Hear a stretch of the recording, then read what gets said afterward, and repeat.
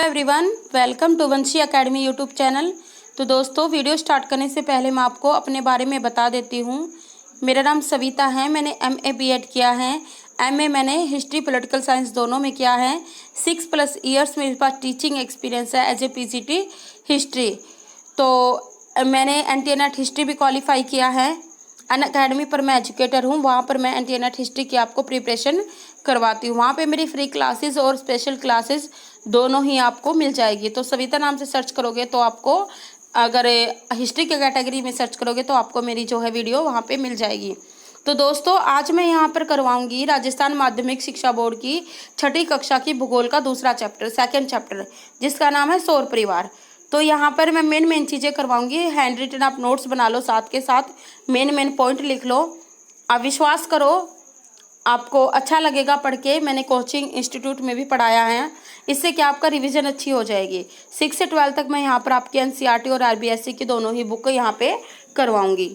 ठीक है, तो मेन चीज़ें बता देती हूँ। सौर परिवार होता क्या है? देखो दोस्तों, सूर्य और उसकी परिक्रमा करने वाले सभी खगोलीय पिंडों को जो है सौर परिवार कहते हैं। अब बात करें खगोलीय पिंड क्या होते हैं।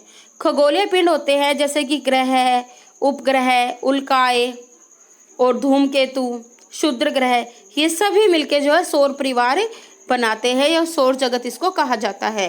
ठीक है, इस सौर परिवार में जो सूर्य होता है ना, वो सबसे महत्वपूर्ण होता है, क्योंकि सूर्य को ही सौर परिवार का जनक या पिता कहा जाता है।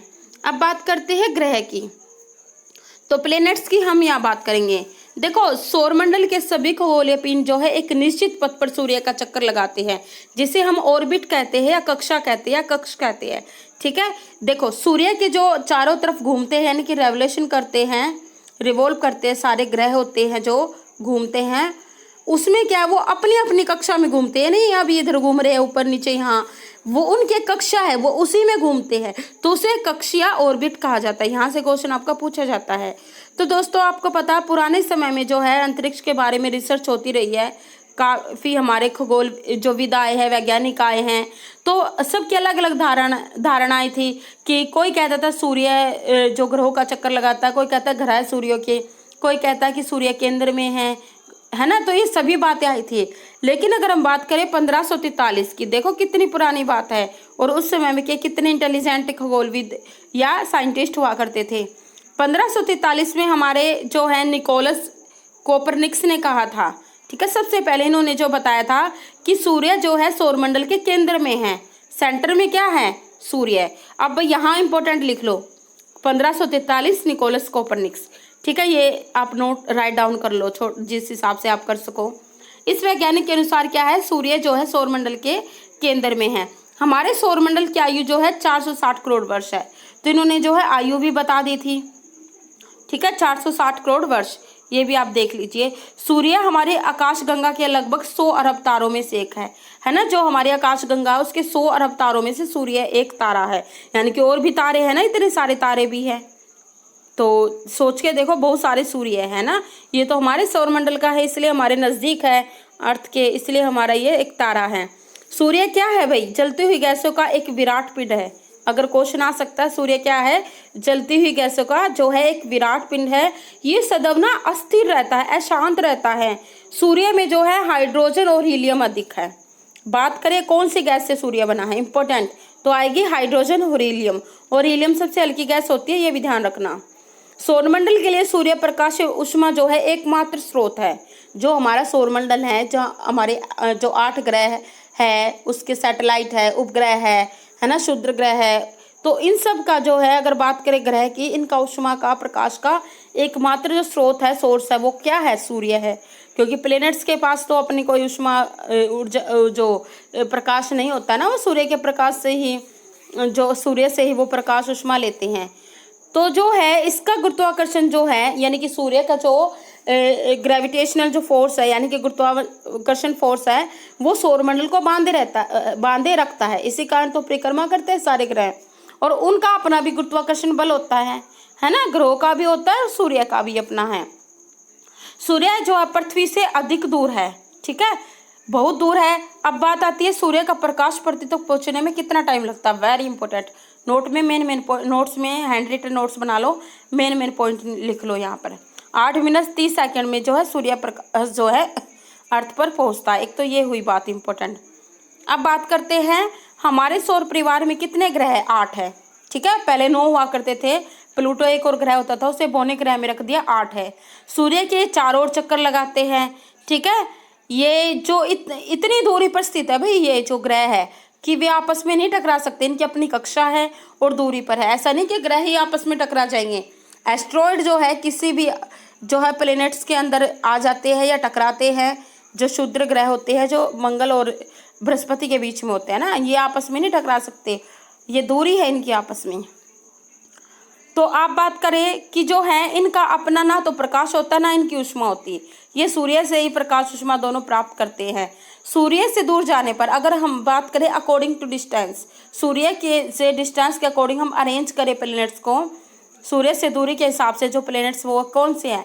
पहले आपका आएगा बुध। ठीक है, जैसे ये सूर्य है, ये सन है। ठीक है, मरकरी इसके पास आ गया, ये रहा। पहले कौन सा आएगा? आपका बुध आएगा, शुक्र है, पृथ्वी है, मंगल है। फिर बाद बीच में क्या होता है, देखो थोड़ा दिखा देती हूँ, है ना। सूर्य के पास सबसे बात करें, यहाँ से क्वेश्चन आएगा, मरकरी, बुध सबसे पास है। उसके बाद सेकंड पे शुक्र, थर्ड पे आएगी हमारी अर्थ। अर्थ के बारे में आता है कौन से नंबर पे है, अर्थ थर्ड पे है और 5वां बड़ा ग्रह है। फिर आएगा मार्स, मंगल आएगा। बीच में भैया छोटे छोटे जो टुकड़ों की जो रॉक से बने हैं, ज़्यादातर रॉक से बने, सभी नहीं कहती मैं, ज़्यादातर यानी छोटे बड़े दोनों साइज में हैं। अगर बात करें ये जब इनका फॉर्मेशन हुआ था ना सौरमंडल का, तो इन जो प्लैनेट्स के जो टुकड़े हुए थे, जो छोटे छोटे टुकड़े बच गए थे या रिमेन्स थे, तो ये कणिकाएं थी, ये होते हैं क्षुद्र ग्रह, एस्ट्रोनॉइड जो है बेल्ट इसको बोलते हैं। ठीक है, और ये हमारा जो बृहस्पति है, तो यही क्वेश्चन आता है किसके बीच में क्षुद्र ग्रह है, क्षेत्र है, यानी कि एस्ट्रॉइड बेल्ट किस दो ग्रह के बीच में है? भाई मार्स आएगा, जुपिटर आएगा। मंगल और बृहस्पति के बीच में जो है क्षुद्र ग्रह पेटी पाई जाती है। वेरी वेरी इंपॉर्टेंट क्वेश्चन आएगा। ठीक है, फिर आया आपका हमारा शनि आएगा, अरुण और वरुण। इसके बाद में हमारा प्लेटो भी एक ग्रह हुआ करता था, लेकिन अब वो नहीं है। ठीक है, तो अरुण और वरुण आएगा, तो ये है। फिर ये यहाँ पे आपके धूमकेतु है। ठीक है, कोमेट्स है, धूमकेतु। अब यहाँ मेन चीज़ें हो गई आपकी, ये सूर्य की दूरी के अनुसार आपको पता होना चाहिए। भाई 2006 में जो है प्लूटो को भी एक ग्रह माना जाता था, लेकिन जो है कुछ इनके क्राइटेरिया होता है ग्रह के, तो उनसे इसको बाहर निकाल दिया था। किसने निकाला? अंतर्राष्ट्रीय खगोलीय संगठन ने। ये भी इम्पोर्टेंट है। और किस ग्रह का दर्जा दिया? बौने ग्रह का दर्जा, है ना, ये भी आपको पता होना चाहिए। अब चलते हैं भाई आगे। ठीक है, बोर मत होना, प्लीज़ वीडियो को स्किप मत करना, क्योंकि देखो एजुकेशन अच्छी बात है, तो अगर हम सीखने को मिलती है तो सीखनी चाहिए। कोई कमी रह गई है तो कमेंट करके बताना, है ना। अच्छी रही तब भी बताना, कुछ आपको कमी लगे तब भी बताना। ठीक है, हम एक्सेप्ट करते हैं आपके हर चीज़ को, हमें सीखने को मिलेगा। सूर्य के पास जो है बुध, शुक्र, पृथ्वी, मंगल ग्रह को आंतरिक या धरातलीय ग्रह भी कहते हैं। यहाँ से क्वेश्चन आएगा आपका, एक तो ये पॉइंट यहाँ बना लो सीधे।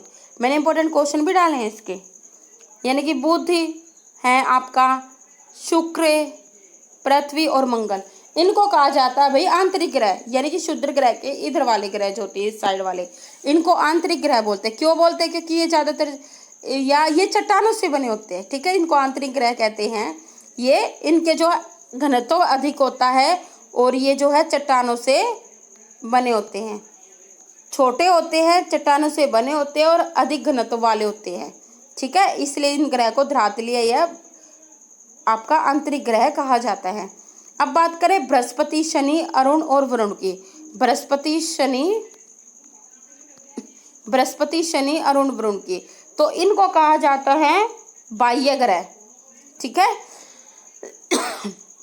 ये ग्रह जो आकार में बड़े होते हैं, आकार में बड़े होते हैं, इनका और घनत्व जो है कम होता है। ठीक है, आकार में बड़े होते हैं, घनत्व कम होता है, और इसे बाह्य या गैसीय ग्रह कहते हैं, क्योंकि ये गैसों से बने हुए हैं। अब बात आती है कि हमारे सौरमंडल में सबसे बड़ा ग्रह कौन सा? बृहस्पति, है ना। अगर बात आए बुध, शुक्र, पृथ्वी, मंगल को कहा जाता है आंतरिक ग्रह, आएगा ही आपका क्वेश्चन। और बृहस्पति, शनि, अरुण, वरुण को कहा जाता है बाह्य ग्रह, क्योंकि ये गैस से बने हैं और ये जो हैं चट्टानों से बने हैं। बुध, शुक्र, पृथ्वी, मंगल चट्टानों से बने हैं। ये छोटे साइज में होते हैं लेकिन इनका घनत्व अधिक होता है। इसी के अपोजिट आप बोल दो, ये बड़े होते हैं, घनत्व जो है इनका कम होता है। ठीक है, ये याद रखो, किसी भी फॉर्म में आपका क्वेश्चन आ सकता है। अब देखो, आंतरिक ग्रह, इनका निर्माण चट्टानों से हुआ है, इनका घनत्व जो है अधिक है। बाह्य ग्रह, इनका निर्माण गैस और तरल पदार्थों से हुआ है। अभी आती है कि ये जो ग्रह होते हैं ये सूर्य का चक्कर लगाने में यानी कि रेवोल्यूशन में और अपने रोटेशन में यानी कि अपने अक्ष में घूमने पर कितना टाइम ये लेते हैं। देखो, जो ग्रह होते हैं, प्लैनेट्स होते हैं या सैटेलाइट भी, हम सूर्य की बात, अपने सैटेलाइट चंद्रमा की बात करें, ये क्या करते हैं भाई, सूर्य की भी परिक्रमा करते हैं और अपने आप भी अपने अक्ष पर भी घूमते हैं, है ना। अपने आप भी ऐसे घूमते हैं जैसे अर्थ जो एक दिन लेती है घूमने में, 24 घंटे लेती है।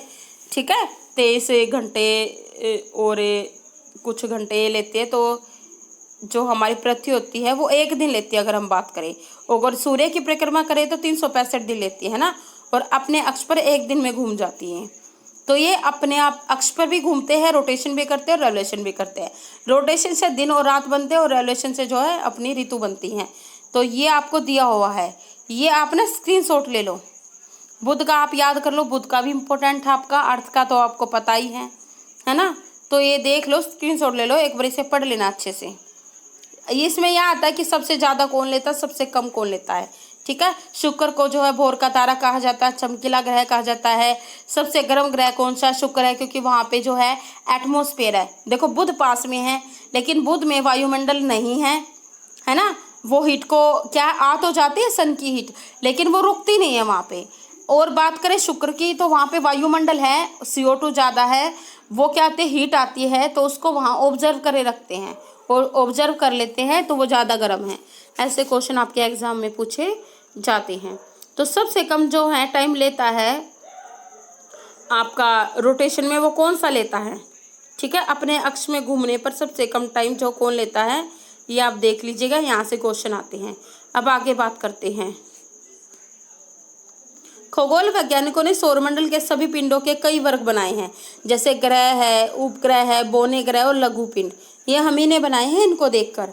उपग्रह ऐसे आकाशीय पिंड होते हैं जो किसी ग्रह के चारों ओर चक्कर लगाते हैं। अब आते हैं सैटेलाइट की, यानी कि उपग्रह, जैसे कि हमारा चांद है, अर्थ का एक ही उपग्रह है ना चांद, तो वो जो है ये सैटेलाइट होते हैं जो ग्रह के चक्कर लगाते हैं।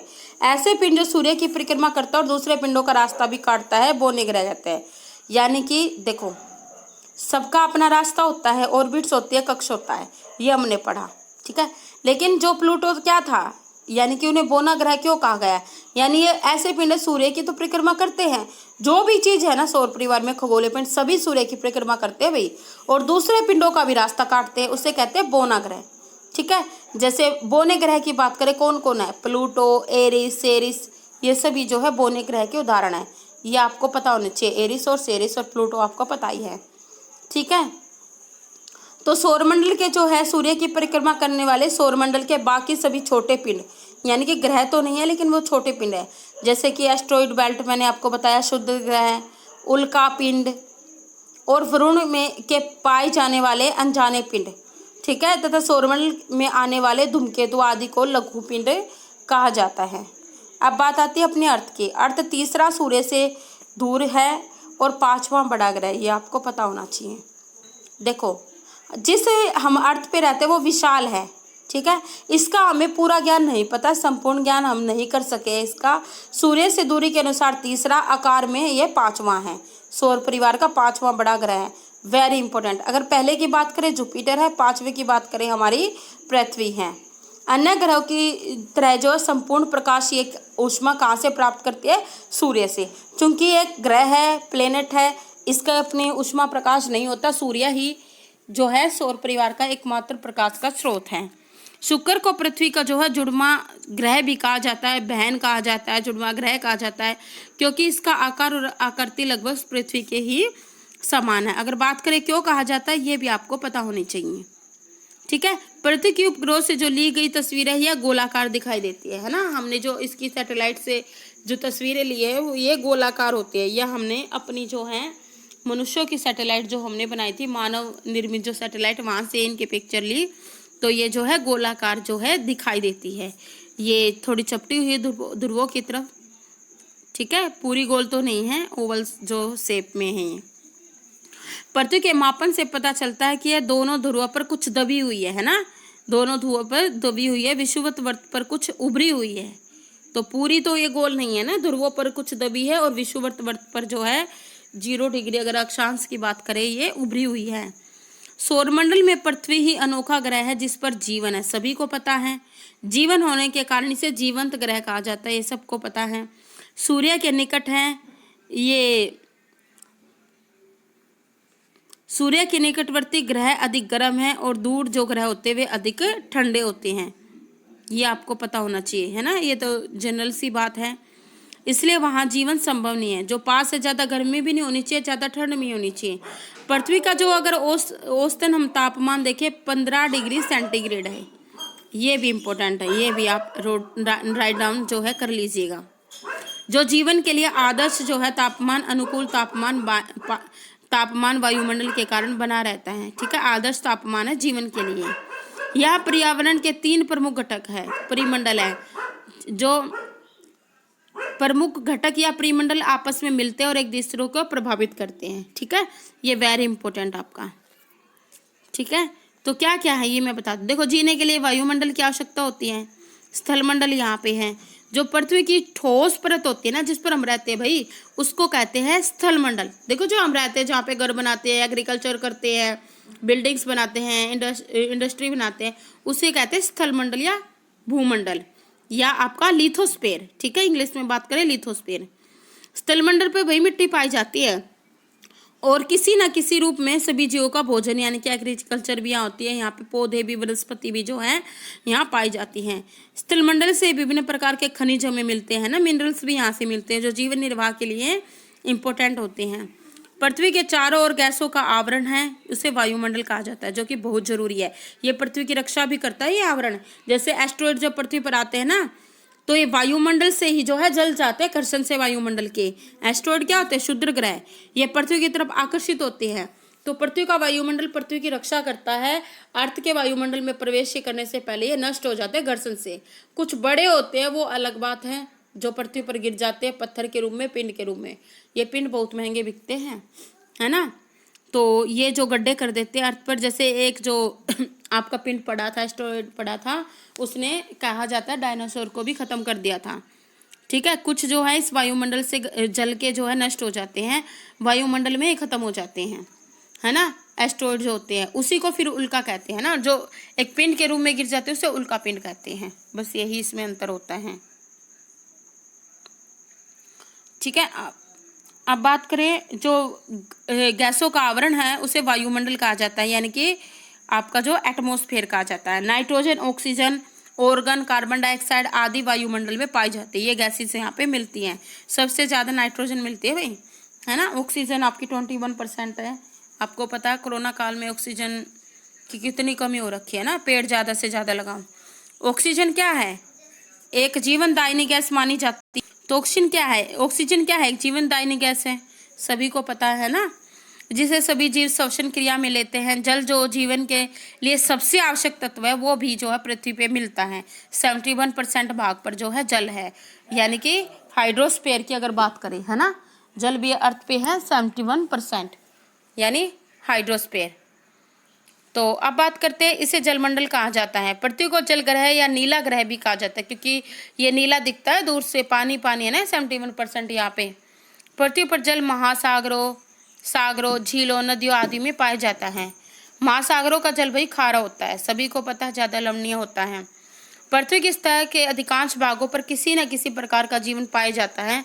वायुमंडल, जलमंडल, स्थलमंडल तीनों जो है सौर परिवार के केवल पृथ्वी पर ही पाए जाते हैं, है ना। सौर जो हमारा परिवार है, सौर परिवार, उसमें अर्थ ही ऐसा है जहाँ पे जीवमंडल जो है आपका हाइड्रोस्फीयर, लिथोस्फीयर और आपका एटमॉस्फेयर, वायुमंडल, जलमंडल, स्थलमंडल तीनों ही यहाँ पाए जाते हैं, जो कि जीवन के लिए जरूरी है। ये होंगे तो तभी जीवन होगा। अगर देख लो स्थलमंडल है, अगर वायुमंडल नहीं है तो जीवन नहीं होगा। जैसे बुध पे क्या, स्थलमंडल तो सभी ग्रहों पे है लेकिन वायुमंडल नहीं है, और जहाँ पे जलमंडल भी नहीं होगा तो वहाँ भी जीवन नहीं होगा। इन तीनों मंडलों के मिलने से कारण जो है पृथ्वी के एक चौथे परिमंडल के रूप में जैवमंडल की उत्पत्ति हुई।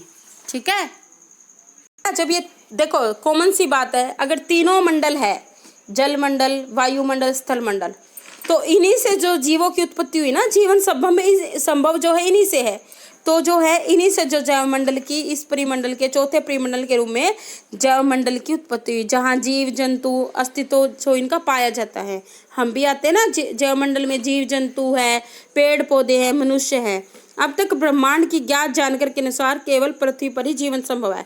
देखो पूरे ब्रह्मांड की तो हमें जानकारी नहीं मिली है, लेकिन जो अब तक मिली है, अर्थ ही ऐसा प्लेनेट है जहाँ पे जीवन है। अब बात करते हैं सैटेलाइट की, उपग्रह की। जिस तरह सूर्य की जो है ग्रह सूर्य की परिक्रमा करते हैं, रिवॉल्व करते हैं, ठीक वैसे ही ग्रहों की परिक्रमा करने वाले छोटे जो आकाशीय पिंड होते हैं ना, उनको सैटेलाइट कहा जाता है, उसे उपग्रह कहा जाता है।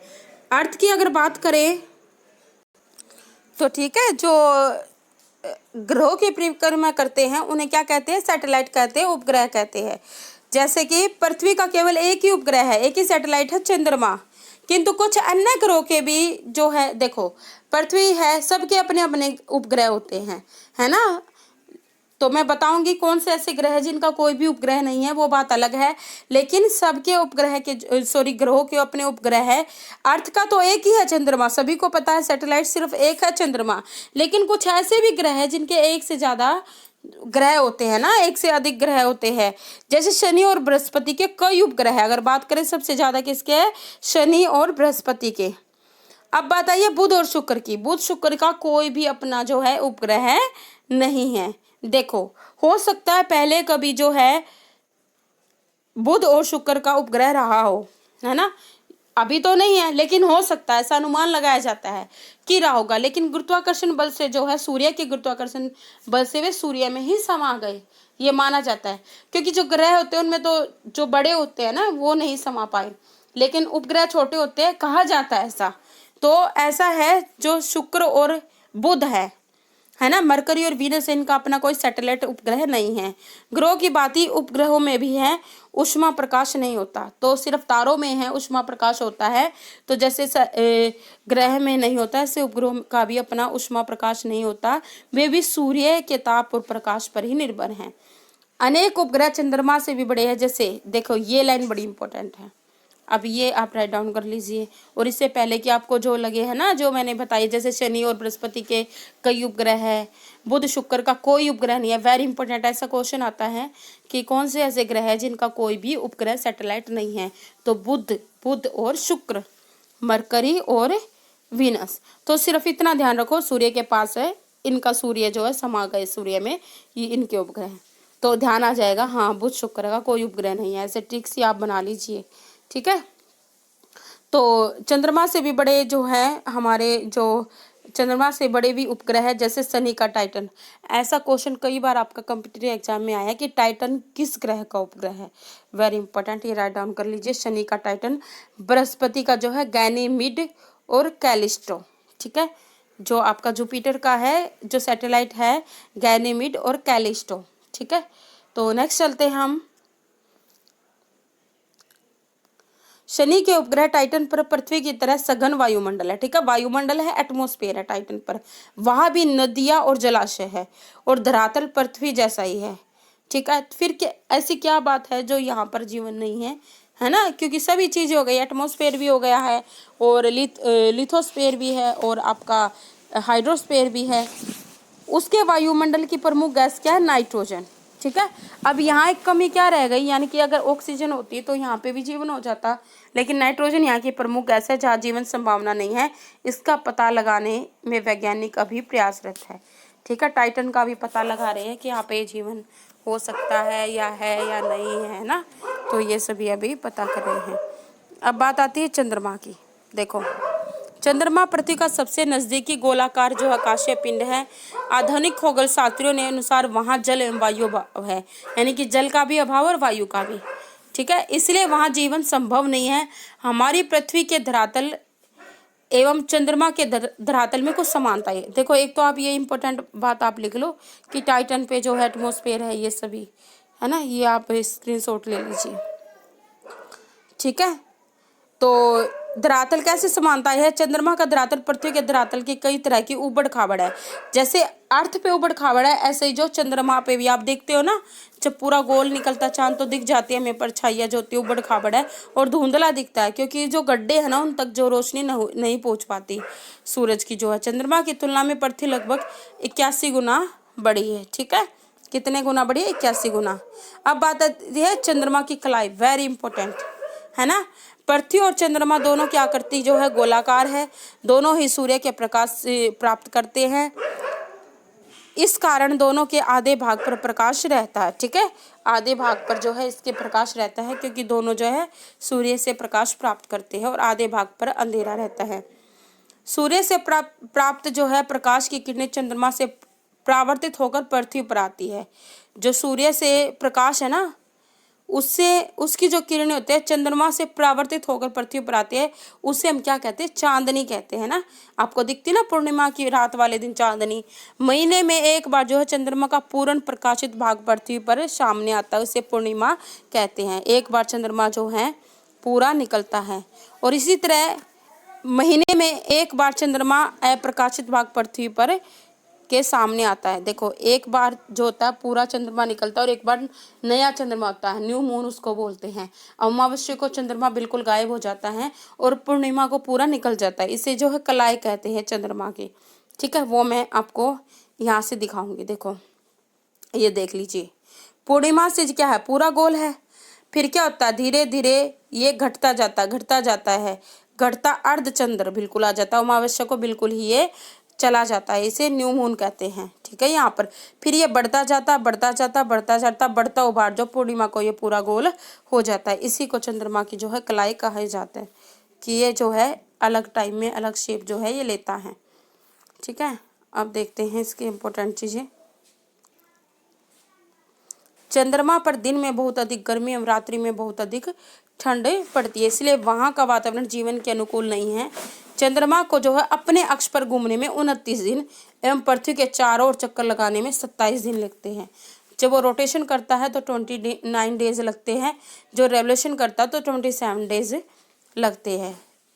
सॉरी, जो पृथ्वी का जो है चारों तरफ यार रेवोल्व होता है तो 27 दिन लेता है, और अपने अक्ष पर जो घूमता है वो 29 दिन लेता है। Very important. अब आते हैं क्षुद्र ग्रह। मैंने बता दिया, छोटे छोटे पिंड होते हैं, असंख्य पिंड होते हैं, है ना। एक पेटी मिलती है मंगल और बृहस्पति ग्रहों के बीच में, ये राइट डाउन कर लीजिए।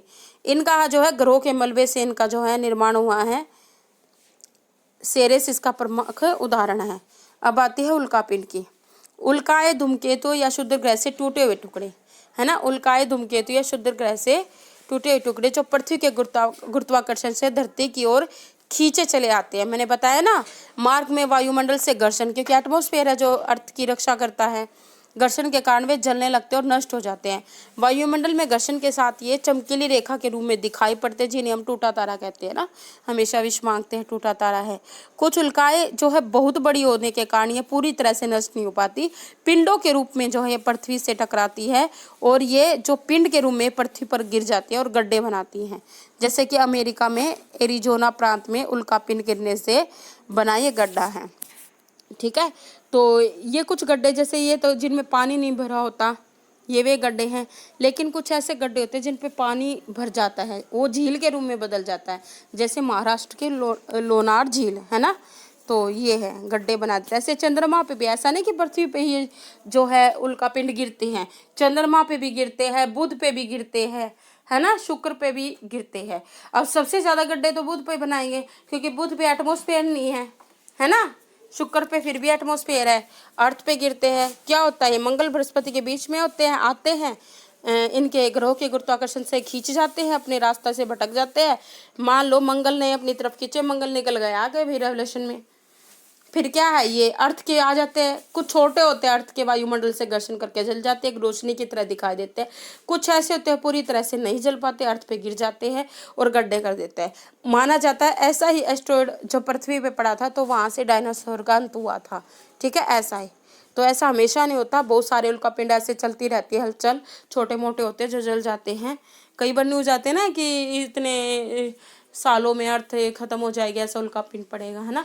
वो हम देखते हैं कि कोई नज़दीक में है कि आ सकता है अर्थ पे, है ना। तो धन्यवाद स्टूडेंट्स। अगर वीडियो पसंद आए तो लाइक ज़रूर कीजिएगा, शेयर ज़रूर कीजिए।